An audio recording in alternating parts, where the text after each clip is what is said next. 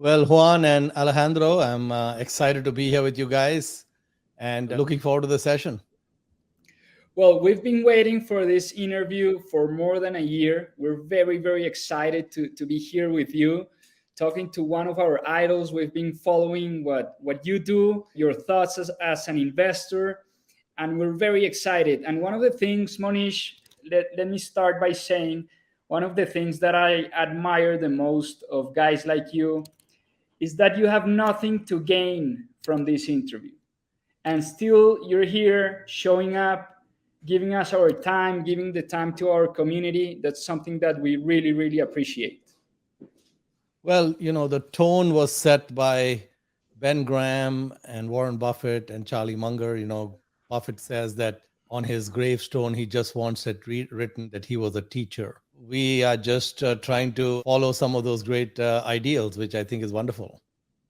Awesome. Well, now that you mentioned Warren Buffett and Charlie Munger and Ben Graham, we talked to you this year at the conference in Omaha, Nebraska, and we asked you how much did you pay to have lunch with Warren Buffett, and you told me you paid $650,000. What was going through your mind when you signed that check to have lunch with one of your idols, Warren Buffett? Well, actually, it turned out to be quite a bargain. It was even at that time in 2007. So I had bid for the lunch a few years before that, but I always lost. Somebody else outbid me. 2007 was a big year in terms of our returns and fees and all that. And I think at that time, our net worth was like $84 million. Overwhelming portion of that is because of Buffett and Munger and Graham. Wow. And so I felt like there was a big tuition bill due. So if someone made you, 70, $80 million, what would you think is an appropriate tuition bill to pay? I thought for sure a couple of $1 million is not a problem. I was mentally prepared in 2007 when we were bidding to go up to 2 million for the lunch.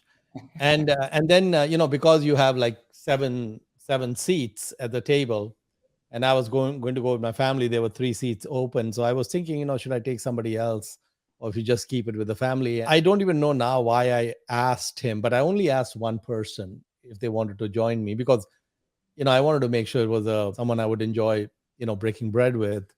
And so I asked Guy Spear if he's interested in, bidding on the lunch with me. To my surprise, he said, yeah, that sounds great. So I said, look, you're only going to be 2 of you and there are 4 of us. So basically, whatever the winning bid is, you should be 1/3 and we should be 2/3. And I told him, my upper limit is 2 million. And Guy choked when I told him that. he said, Mohnish, I don't think I can do 1/3 of 2 million, but I'm good up to 250,000.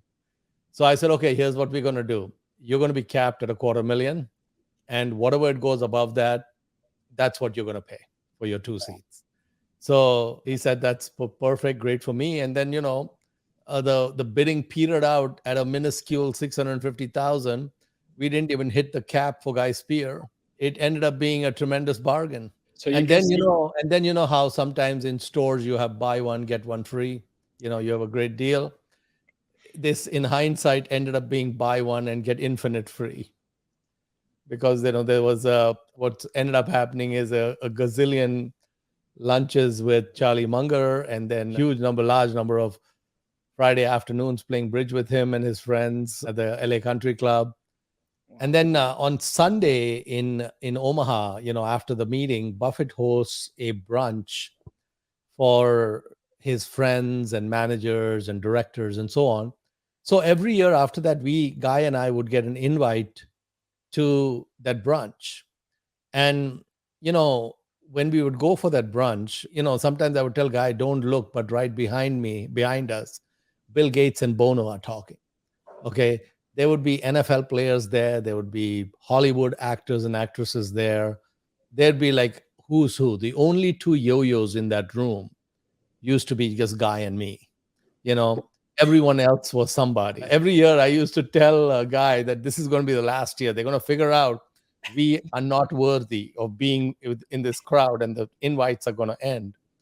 But the invites have continued. And so, this has been from 2007 to 2022. And, for pandemic, there was no meetings and all that. But so buy one, get infinite free. How can you beat that? And can you tell us something special that happened during that launch, something that Warren said that stayed in your mind forever? My only objective in bidding for the lunch was to thank him. Okay. I just wanted to look him in the eye and say, Mr. Buffett, I made all this money thanks to you. I learned a lot of great principles in life thanks to you. And I have a huge journey, hopefully, in front of me, which all this compounding is going to take place thanks to you. So I owe you a lot, and this is just a small token of what I can do. So that's all I had in mind. I didn't particularly have anything more than that in mind. I just wanted to thank my guru. And, he was alive at the time I was alive. He was willing to take a bribe to sit down for a meal. Life was great. When Buffett comes to the lunch, his mindset is totally different. His mindset is whoever paid whatever they paid, he wants them to think they got a bargain. So he tries very hard to deliver a lot of value. So sometimes I would ask an innocuous question like, hey, there used to be three of you. Rick Goran was one of the three of you who were together in the 60s making deals. And then we've not heard from Rick in so long. And are you in touch with Rick? Right. And then that question got converted. He said, yeah, I'm in touch with Rick. I play bridge with him and so on. And it got converted into a lesson on leverage, because Rick lost a lot of his money in 73, 74 because he was levered. And Buffett said he bought a large number of Berkshire shares from Rick Goran at $40 a share, which today is more than 400,000. It's a 10,000x from then in the last, less than 50 years. So he was converting these. And of course, what happened since then is that when I used to meet Charlie for bridge, Rick used to be there.